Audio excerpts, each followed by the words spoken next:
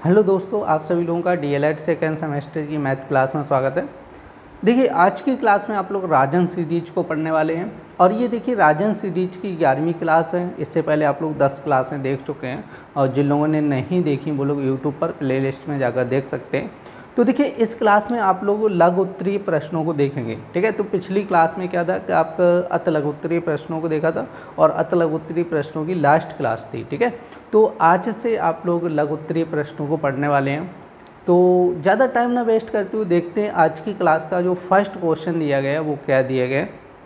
कह रहे कि निम्नलिखित आंकड़ों के लिए 5 वर्ग अंतराल लेकर संचयी बारंबारता सारणी बनाइए। तो देखिए, यहाँ पे संचयी बारंबारता सारणी आप लोगों को बनानी है और कह रहे हैं 5 का अंतराल लेना है, ठीक है। तो आप लोग ध्यान रखने की, तो यहाँ पे आप आज की क्लास का ये पहला क्वेश्चन है। और देखो, सबसे पहले आपको क्या करना पड़ेगा, वर्ग अंतराल बनाना होगा। क्या बनाना होगा? वर्ग अंतराल लेना है। उसके बाद आपको देखो यहाँ पे बनानी होगी बारंबारता। क्या लेनी होगी? ठीक है, बारंबारता आपको बनानी होगी, ठीक है, बारंबारता। और उसके बाद बनेगी संचयी बारंबारता, ध्यान रखना है, ठीक है। उसके बाद क्या बनेगी? संचयी बारंबारता। एक तो आपका वर्ग अंतराल लेना है और दूसरा बारंबारता और तीसरा क्या बनेगा? आपका संचयी बारंबारता का बनेगा, ठीक है। तो देखो, अब यहाँ पे हमसे क्या कह रहे हैं कि 5 का वर्ग अंतराल लेना है। कितने का? 5 का लेना है। और देखो, सबसे छोटी संख्या की बात करेंगे तो इसमें कितनी आ रही? 4 आ रही। सबसे छोटी 4 आ रही और सबसे बड़ी कितनी आ रही? 48 आ रही है, ठीक है। तो इसी हिसाब से हमें क्या करना है? वर्ग अंतराल लेना पड़ेगा। और ध्यान रखना है 5 का अंतर होना चाहिए। जैसे 0 से हमें कितना लेना है? 5, क्योंकि 4 आ रहे हैं तो 0 से 5 के बीच में ही तो 4 आ पाएगा, ठीक है। उसके बाद लेना है 5 से 10 लेना है और 10 से कितना लेना? 15 लेना और 15 से 20 लेना और 20 से कितना लेना? 25 लेना, 25 से 30 लेना और 30 से कितना लेना? 35 लेना और 35 से कितना लेना है? 40 लेना और 40 से कितना लेना है? आपका 45। अब देखो, एक और लेना, 48 तक की बात कर रहे हैं तो 45 से लेकर आपका यहाँ पर आएगा 50 तक, ठीक है। 45 से कहाँ तक लेना है? 50 तक, ठीक है। तो ये सारी संख्याएं आपको लेनी होगी, ठीक है।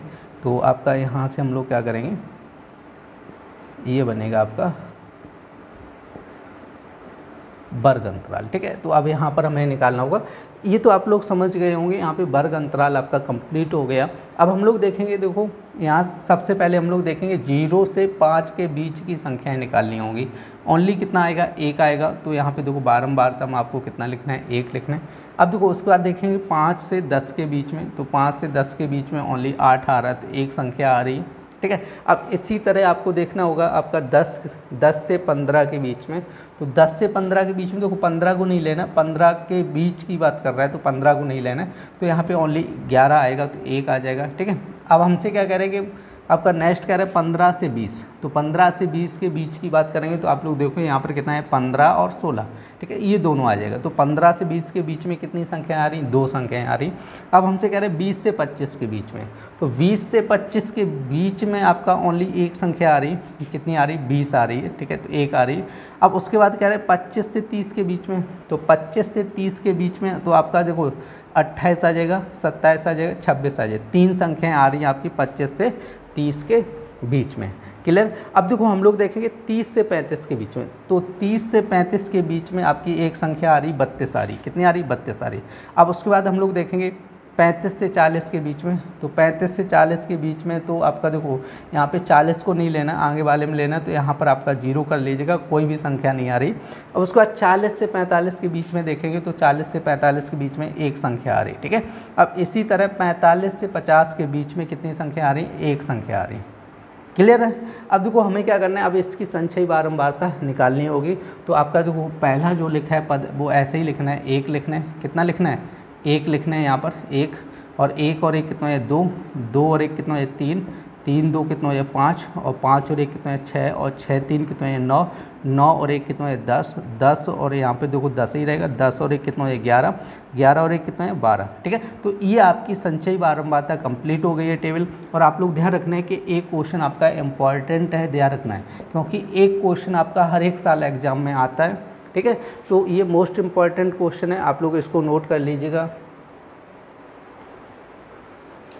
देखिए नेक्स्ट क्वेश्चन क्या कह रहे हैं, कह रहे हैं कि एक्स कोष्टक वाई माइनस जेड और कह रहा है X Y minus X Z को सत्यापित कीजिए जहां एक्स बराबर 2/3, वाई बराबर 5/2 और कह रहे हैं जेड बराबर माइनस का आपका 3/2। ठीक है, तो आपका देखो थर्ड क्वेश्चन आज की क्लास का। और देखिए क्या देखो एक्स कोष्टक Y minus Z equal to X Y minus X Z, कितना दिया एक्स जेड हो जाएगा। ठीक है, तो अब देखो यहाँ पर आपका एक्स बराबर कितना दिया है, देखो एक्स बराबर आपका कह रहा है 2/3 और वाई बराबर कितना है 5/2 कह रहा है और जेड बराबर कितना कह रहा है, और जेड बराबर कितना कह रहा है आपका माइनस का 3/2।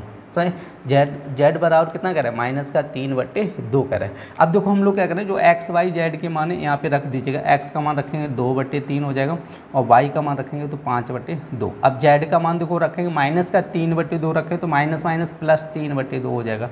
क्लियर। अब देखो एक्स का मान कितना है 2/3 और इसका मान रखो वाई का मान तो 5/2 हो जाएगा, माइनस एक्स का मान 2/3 और ये हो जाएगा माइनस का 3/2 हो जाएगा। अब देखो यहाँ से देखो हर समान है अंदर 2/3 और यहाँ पे क्या बनेगा, दो हर समान है तो 2 बनेगा और 5 प्लस कितना करना होगा आपको, 5 + 3 करो। ठीक है, तो यहाँ पे बनेगा। अब देखो यहाँ पे 5 दूनी 10 और 3 दूनी 6 हो जाएगा, माइनस और ये माइनस माइनस प्लस हो जाएगा, 3 दूनी 6 और यहाँ पे भी 6 हो जाएगा। ठीक है, तो आप लोग चाहो तो इसको काट भी सकते हो 6 से 6, लेकिन हम लोग क्या करेंगे, देखो 2/3 और ये 5 3 8, 8 कितने है 2 हो जाएगा और ये हो जाएगा आपको देखो हर समान है 6 और 10 + 6 कर लो, 2 से 2 काट दो तो ये बन जाएगा 8/3 और ये आपका हो जाएगा 16 कितना है 6 हो जाएगा। 16 कितना है 6, 2 से काटो 8/3। देखो दोनों साइड क्या हो गई, बराबर हो गई। तो हमसे कह रहा था सत्यापित कीजिए, क्या कह रहा था सत्यापित कीजिए।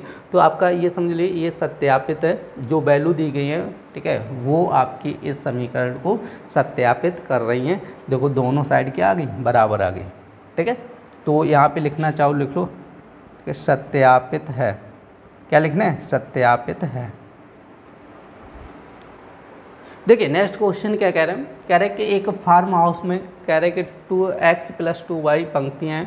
कह रहे प्रत्येक पंक्ति में कह रहे हैं x + 2y पेड़ लगे हैं। याद कीजिए फर्स्ट पॉइंट कह रहा है फार्म हाउस में कुल कितने पेड़ हैं और सेकंड पॉइंट कह रहा है यदि x = 3 y = 2 तो फार्म हाउस में पेड़ों की कुल कितनी संख्या है। तो हमसे ये कह रहे हैं। ठीक है, तो सबसे पहले हम लोग देखते हैं कि फार्म हाउस में पंक्तियों की संख्या दी गई। कह रहे हैं ना पंक्तियाँ कितनी दी गई, आपकी यहाँ पे लिख लो पंक्तियाँ इक्वल टू आपकी दी गई।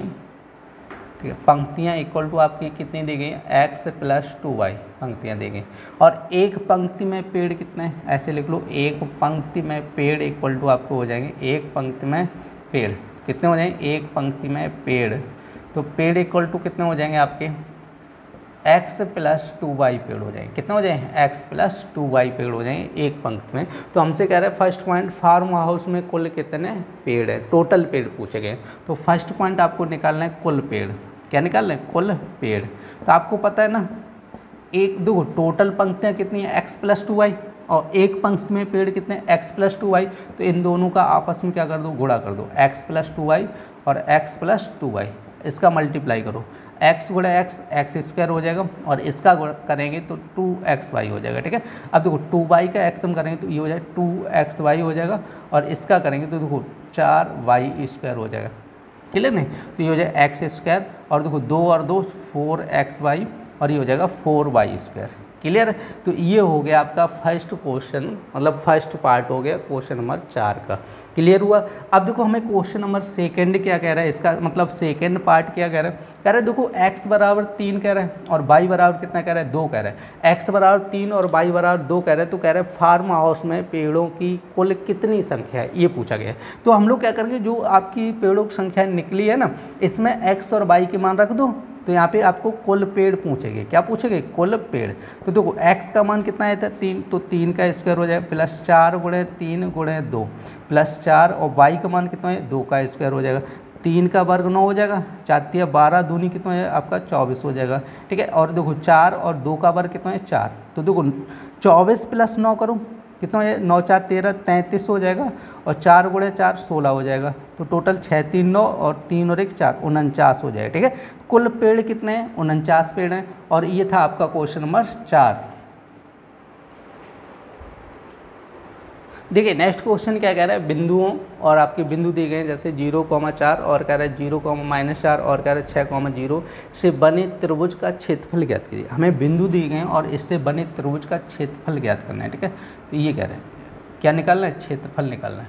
अब देखो क्षेत्रफल जैसे आपका बिंदु A, B और ये C दिया है, तो ये हो जाएगा आपका 0,4, तो ये आपका हो जाएगा 0,-4 और आपका ये हो जाएगा 6,0, ठीक है। तो आप लोग ध्यान रखना है कि त्रिभुज का क्षेत्रफल का फॉर्मूला आपको याद करना पड़ेगा, ठीक है।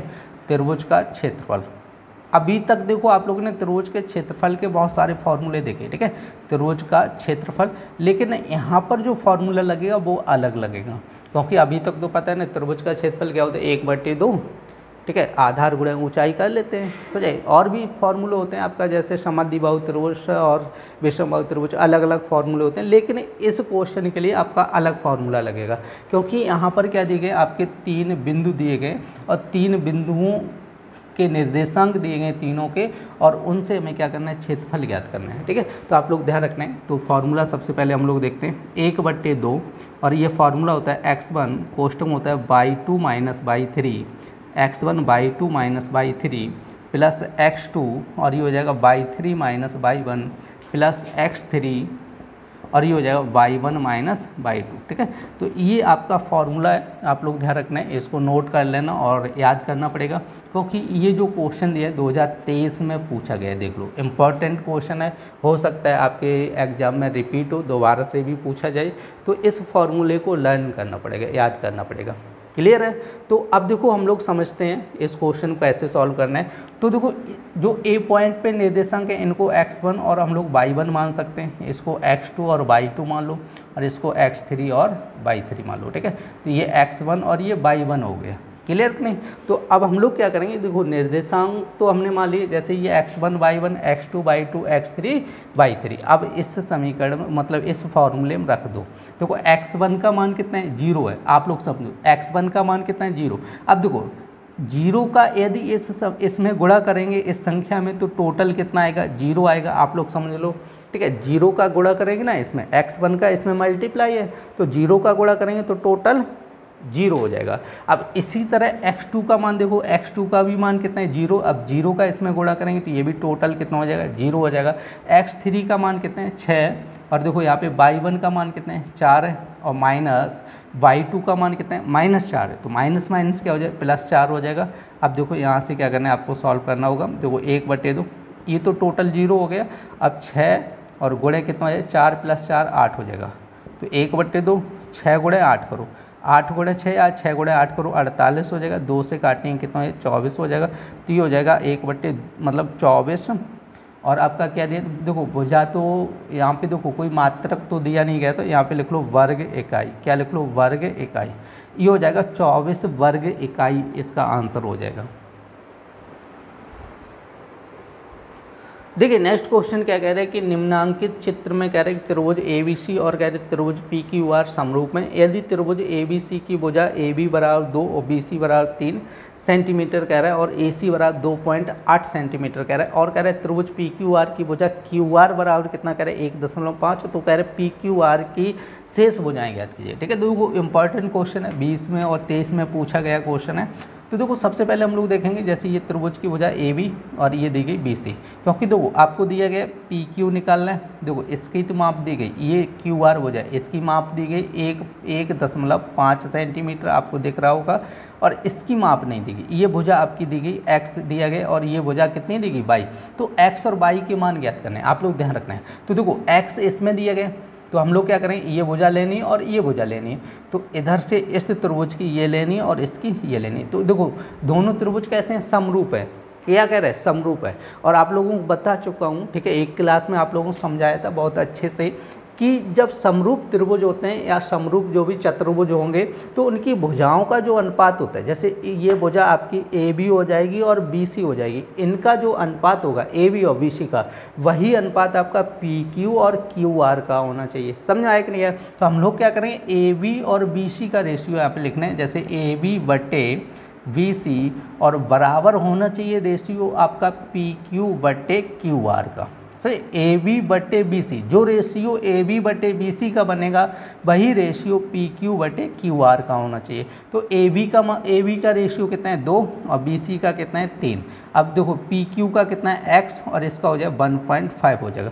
अब देखो वैल्यू किसकी चाहिए x की, तो ये उधर जाएगा तो x बराबर आपका हो जाए 2 और 1.5/3 हो जाएगा। 3 से डिवाइड करना है तो 0.5, 3 × 5 = 15 हो जाएगा। तो x 5 दूनी कितना हो जाएगा 10 हो जाएगा, 5 दूनी 10 और 1 अंक बाद पॉइंट, तो 0.1 x बराबर कितना हो जाएगा 1 हो जाएगा। तो x का मान कितना आया 1 आया। अब देखो हम लोग क्या करेंगे, अब हमें y का मान पूछा गया तो y इधर साइड बन रहा है, तो इधर साइड की भुजाओं का अनुपात निकालो।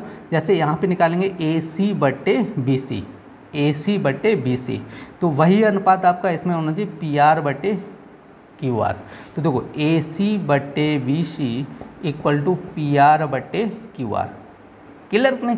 अब देखो यहाँ से AC का मान कितना दिया है 2.8 दिया है बटे इसका मान 3 दिया है। अब देखो PR का मान कितना दिया y दिए गए और यहाँ पे इसका मान कितना दिया 1.5 दिए गए। अब देखो वैल्यू चाहिए तो इसका क्रॉस करना है, तो y बराबर आपका हो जाए 2.8 गुणे 1.5 बटे 3 हो जाएगा, ठीक है। अब देखो 3 से डिवाइड करना है इसको, ये 0.5 हो जाएगा। अब देखो 5 का गुणा करना है, 5 गुणे 8 करेंगे तो 40 हो जाएगा। 5 दूनी 10 और 4 कितना है 14। अब एक देखो 1 अंक ये पॉइंट हो गया, 1 अंक ये हो गया, तो ये लगेगा 2 अंक बाद, तो ये y बराबर 1.40 आपका हो जाएगा y का मान। और देखो x का मान कितना आया था 1 आया था, और ये क्वेश्चन आपका था 6 नंबर क्वेश्चन। देखते हैं नेक्स्ट क्वेश्चन। कह रहे कि एक घन की कोर कह रहे 12 सेंटीमीटर है, तो कह रहे उसका आयतन विकर्ण आयतन नहीं होगा यहाँ पे, ठीक है। तो यहाँ पे आयतन हटा दीजिएगा, ओनली आप समझो। तो उसका विकर्ण की लंबाई, यहाँ पे विकर्ण की लंबाई तथा संपूर्ण पृष्ठ ज्ञात कीजिए। तो सबसे पहले यहाँ पे देखो विकर्ण निकालना, तो विकर्ण का फॉर्मूला आपको पता होना चाहिए। तो घन का विकर्ण, यहाँ पे क्या निकालना है घन का विकर्ण निकालना। तो घन का विकर्ण होता है भुजा √3, कितना हो जाए भुजा √3, आप लोग ध्यान रखते हैं। और देखो घन का संपूर्ण पृष्ठ लिखना है, क्या लिखना है घन का संपूर्ण पृष्ठ। क्वेश्चन संपूर्ण पृष्ठ पूछा गया ना, संपूर्ण पृष्ठ क्या पूछा गया संपूर्ण पृष्ठ। तो ये हो जाए 6 इंटू क्या हो जाए भुजा स्क्वायर हो जाएगा, 6 इंटू क्या हो जाए भुजा स्क्वायर हो जाएगा, क्लियर कि नहीं। अब देखो यहाँ से क्या होगा, अब देखो आपकी यहाँ पे घन की कोर दी गई, मतलब भुजा की लंबाई दी गई, क्या दी गई भुजा की लंबाई। अब भुजा की लंबाई कितनी दी गई, देखो भुजा की लंबाई आपकी दे रहे 12 सेंटीमीटर, कितनी दी गई 12 सेंटीमीटर।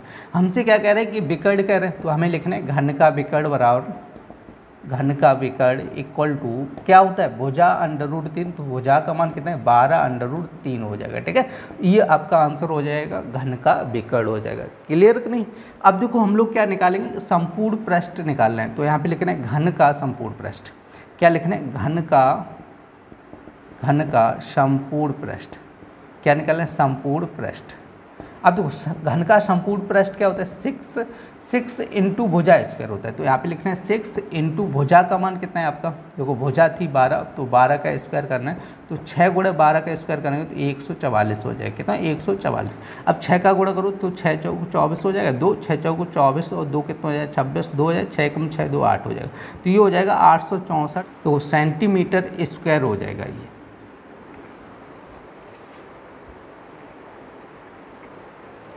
देखिए नेक्स्ट क्वेश्चन क्या कह रहा है, 4 पहियों की परिधियाँ कह रहा है आपकी क्रम से 50 सेंटीमीटर, 60 सेंटीमीटर, 90 सेंटीमीटर और कह रहा है 100 सेंटीमीटर है।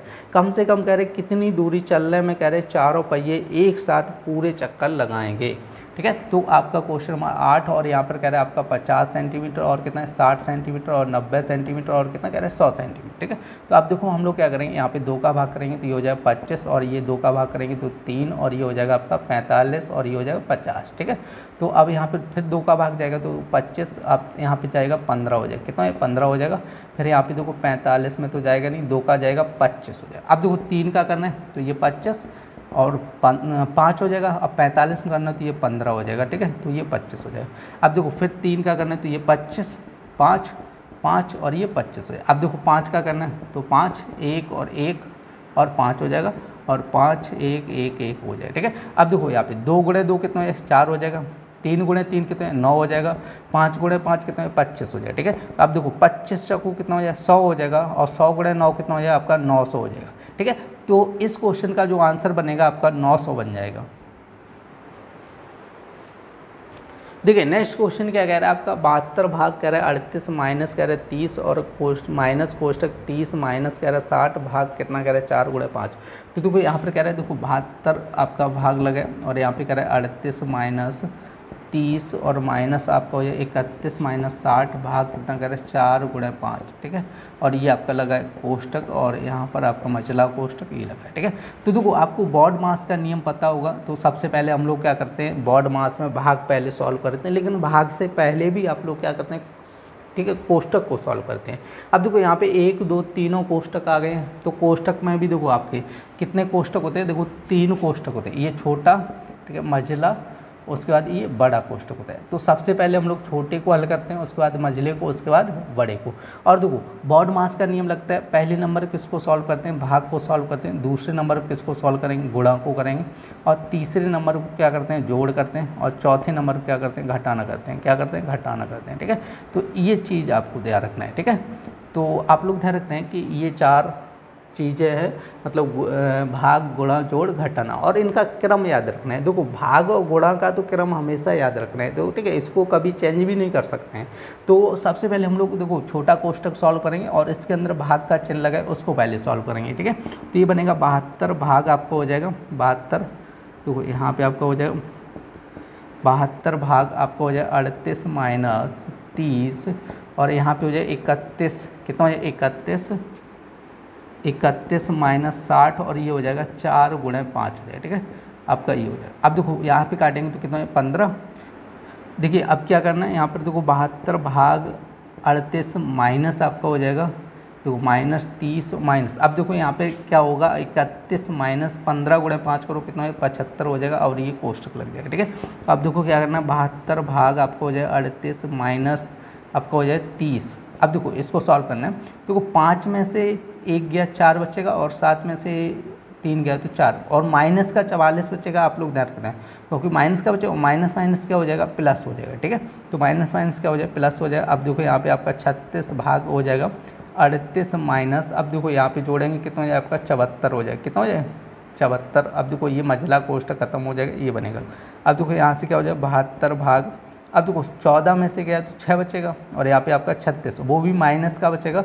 अब यहाँ पे भाग करना 72 बटे माइनस 36 हो जाए, 36 दूनी कितना है 72, तो भाग आ जाएगा -2 आंसर हो जाए। इसका कितना आंसर हो जाए, -2 आंसर हो जाए।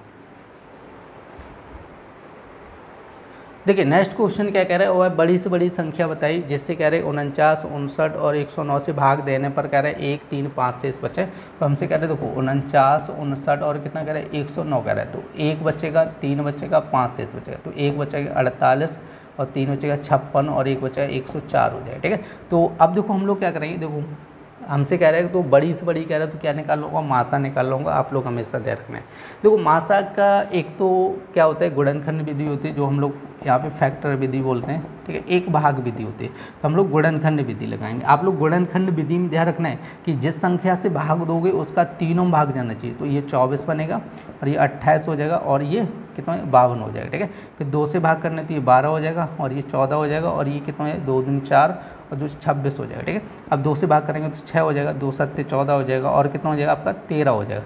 अब देखो इसमें किसी भी संख्या से भाग नहीं जाएगा।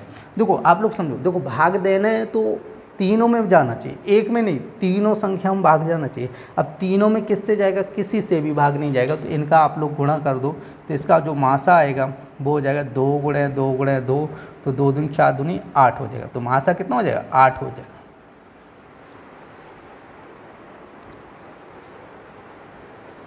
देखिए नेक्स्ट क्वेश्चन क्या कह रहा है कि रमेश की आयु अपने पुत्र राहुल की आयु से कह रहे हैं 4 गुना है। 5 वर्ष पहले रमेश की आयु राहुल की आयु से 9 गुना थी। कह रहे रमेश की वर्तमान आयु ज्ञात कीजिए। तो क्वेश्चन नंबर आपका 11 कह रहे हैं, तो कह रहे रमेश की आयु कह रहे पुत्र राहुल की आयु से कह रहे 4 गुना थी। तो मान के चलेंगे, माना पुत्र की आयु, या सीधा नाम लिख लो राहुल की आयु, राहुल की आयु इक्वल टू कितनी हो जाएगी, x हो जाएगी। तो यहाँ पर देखो रमेश की आयु कितनी हो जाएगी, रमेश की आयु, तो रमेश की आयु हो जाएगी 4 गुना कह रहा है, कितनी कह रहा है 4 गुना कह रहे हो, तो कितना हो जाएगा 4x हो जाएगी। अब देखो हमसे कह रहा है 5 वर्ष पूर्व या पहले, यहाँ पे लिखना है 5 वर्ष पहले, क्या लिखना है 5 वर्ष पहले। तो अब देखो 5 वर्ष पहले हम लोग निकालेंगे राहुल की आयु, तो यहाँ पे 5 वर्ष पहले राहुल की आयु कितनी हो जाएगी, राहुल की आयु। तो राहुल की आयु हो जाएगी x - 5 हो जाएगी। अब हम निकालेंगे रमेश की आयु। 5 वर्ष पहले रमेश की आयु कितनी हो जाएगी? रमेश की आयु हो जाएगी 4x - 5। कितनी हो जाएगी? 4x - 5 हो जाएगी। ठीक है, तो अब देखो यहाँ से क्या करना है, आपकी 4x - 5 हो जाएगी। 5 वर्ष पहले रमेश की आयु कितनी हो जाएगी? आपकी 4x - 5। अब कह रहे हैं 5 वर्ष पहले रमेश की आयु राहुल की आयु से 9 गुनी थी। अब हम लोग देखेंगे, देखो प्रश्नानुसार कितना हो जाएगा? प्रश्नानुसार। अब देखो प्रश्नानुसार यहाँ पे देखो रमेश की आयु 4x - 5 हो जाएगी और राहुल की आयु x - 5 हो जाएगी। अब हमसे क्या कह रहे हैं? देखो कह रहे हैं कि रमेश की आयु राहुल की आयु की कितनी 9 गुना थी। 9 गुना थी तो मतलब इसमें 9 का गुणा कर लो, तो ये बन जाएगा 4x - 5। 9 का गुणा करें 9x और यहाँ पे 45 हो जाएगा। अब देखो यहाँ पे 9 आएगा, ठीक है 9। अब देखो 4x - 9x हो जाएगा और ये हो जाएगा -45 और ये हो जाएगा प्लस का 5, क्योंकि उधर जाएगा। अब देखो 4x में से आपका 9x गया तो कितना बचेगा? आपका 5x बचेगा माइनस का, और ये देखो 45 और प्लस तो ये -40 हो जाएगा। तो देखो ये कैंसिल हो जाएगा, तो 5 8 40 हो जाएगा। तो x बराबर कितना है? 8 है। कितना आ गया? x बराबर 8 आ गया। तो हमसे कह रहे हैं रमेश की वर्तमान आयु पूछी गई, तो यहाँ पे लिखना है आपको रमेश की आयु बराबर, रमेश की आयु इक्वल टू आपका देखो रमेश की आयु पूछी, x का मान कितना है? 8 आया, तो यहाँ पे रख दो, तो 4 × 8 हो जाएगा, तो 8 चौकू 32 हो जाएगा। कितना हो जाएगा? 32 हो जाएगा।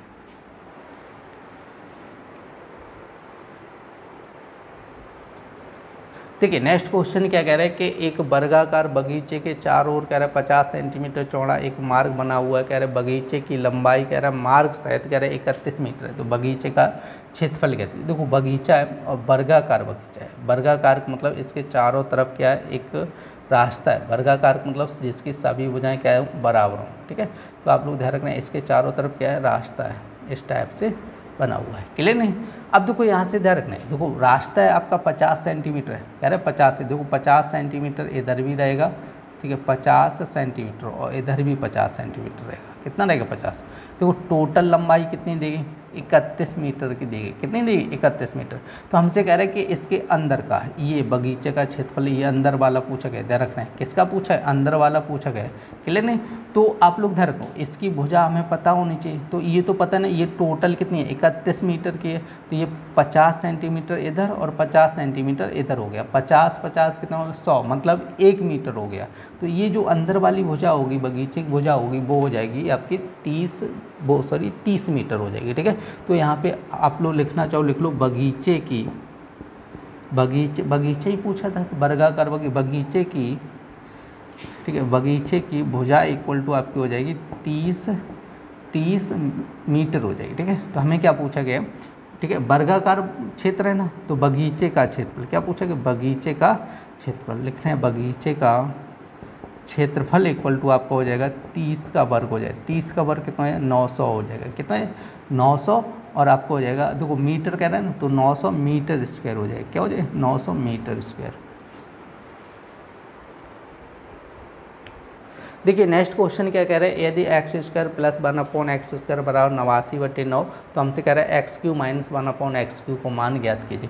देखो क्वेश्चन नंबर 14 हमसे क्या कह रहा है? x² + 1/x² बराबर दिया 82/9, ठीक है 82/9। हमसे पूछा है देखो x³ - 1/x³, ठीक है इसका मान पूछा है। तो आप लोग ध्यान रखना है ये मान तभी आएगा जब हमें x - 1/x का मान पता होगा। ठीक है, जब ये मान पता होगा तभी ये वैल्यू आएगी। आप लोग हमेशा ध्यान रखो। तो सबसे पहले हम लोग क्या करेंगे? यहाँ पे लिखेंगे देखो x - 1/x का होल स्क्वायर बराबर निकालो।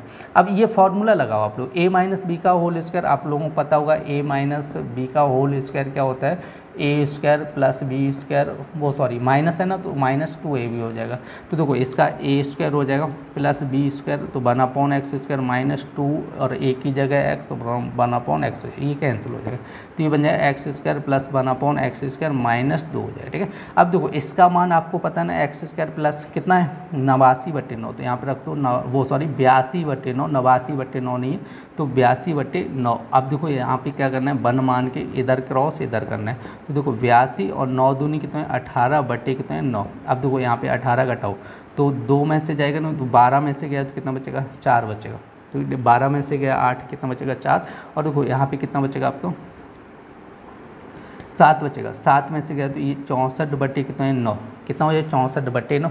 अब देखिए ये होल स्क्वायर है ना, ध्यान रखो ये है x माइनस 1/x का होल स्क्वायर, स्क्वायर हटेगा तो x माइनस 1/x बराबर अंडर रूट 64 कितना है 9 हो जाएगा। तो x माइनस 1/x बराबर कितना है 8/3, कितना हो जाएगा 8 देखो x माइनस 1/x बराबर कितना है 8/3। अब हम लोग क्या करेंगे, इसका लिखना है दोनों तरफ घन करने पर, क्या करने पर घन करने पर। अब देखो इसको दोनों तरफ घन कर दो, तो घन कैसे होगा x माइनस 1/x का होल क्यूब बराबर हो जाएगा आपका 8/3 का होल क्यूब हो जाएगा, दोनों तरफ क्यूब करना है, ठीक है, ये बन जाएगा। क्लियर कि नहीं। अब देखो यहाँ पर हम लोग एक फार्मूला लगाएंगे, ठीक है, तो इसको साफ किए दे रहा हूँ। अब देखो फार्मूला क्या लगेगा आपका a माइनस बी का होल क्यूब, क्या होता है a cube minus B cube हो जाएगा, -3ab हो जाएगा, और ये होता है a माइनस बी। क्लियर नहीं, ये फार्मूला लगेगा। तो यहाँ पे आपको लिखना है x माइनस 1/x का होल क्यूब, और ये हो जाएगा 8/3 का होल क्यूब, ठीक है। तो देखो a माइनस बी का होल क्यूब खोलेंगे तो x क्यूब हो जाएगा माइनस 1/x क्यूब हो जाएगा, और -3, और a की जगह कितना हो जाएगा x, और b की जगह 1/x, और ये हो जाएगा x माइनस 1/x। क्लियर नहीं। तो ये हो जाएगा 8 का क्यूब कितना होता है आपका 512, और 3 का क्यूब कितना होता है 27 हो जाएगा। देखो x से x कैंसिल हो जाएगा, तो ये बनेगा देखो x cube minus 1/x cube minus 3। अब देखो ये जो मान पता ना x माइनस 1/x का 8/3 है, कितना है 8/3, 3 से 3 कैंसिल, आपको हो जाएगा देखो 512 कितना है 27 हो जाएगा। अब 8 उधर जाएगा, देखो x cube minus 1/x cube बराबर 512/27 माइनस 8 हो जाएगा, कितना वो सॉरी +8, क्योंकि इधर तो माइनस था ना, उधर जाएगा कैसा हो जाएगा +8 हो जाएगा। अब देखो इसके नीचे 1 मानेंगे, ठीक है, तो चलो इधर लिखे दे रहा हूँ, थोड़ी जगह कम है। तो देखो यहाँ से क्या बनेगा, जब इधर देखो ये तो बनेगा x cube minus 1/x cube बराबर कितना हो जाएगा, देखो यहाँ पर 1 का करेंगे तो ये 512 रहेगा, कितना रहेगा 512, और प्लस अब देखो यहाँ पे 8 का गुणा करो, 8 गुणा 7 करेंगे तो कितना है 56 हो जाएगा, 8 गुणा 7 56 हो जाएगा, 5 8 दूनी 16 और 5 कितना हो जाएगा 21 हो जाएगा, ठीक है, 216 कितना हो जाएगा देखो 27 हो जाएगा, कितना हो जाएगा 27 हो जाएगा। अब देखो इसको गुणा 6 2 8 हो जाएगा, और 1 1 2 हो जाएगा, और 5 2 7 हो जाएगा, 728 कितना हो जाएगा 27 हो जाएगा। तो ये हो गया आपका आंसर, और ये था आपका 14 नंबर क्वेश्चन। देखिए ये राजन सीरीज की आपकी 11वीं क्लास थी। उम्मीद करते हैं आप लोगों को क्लास पसंद आई हुई।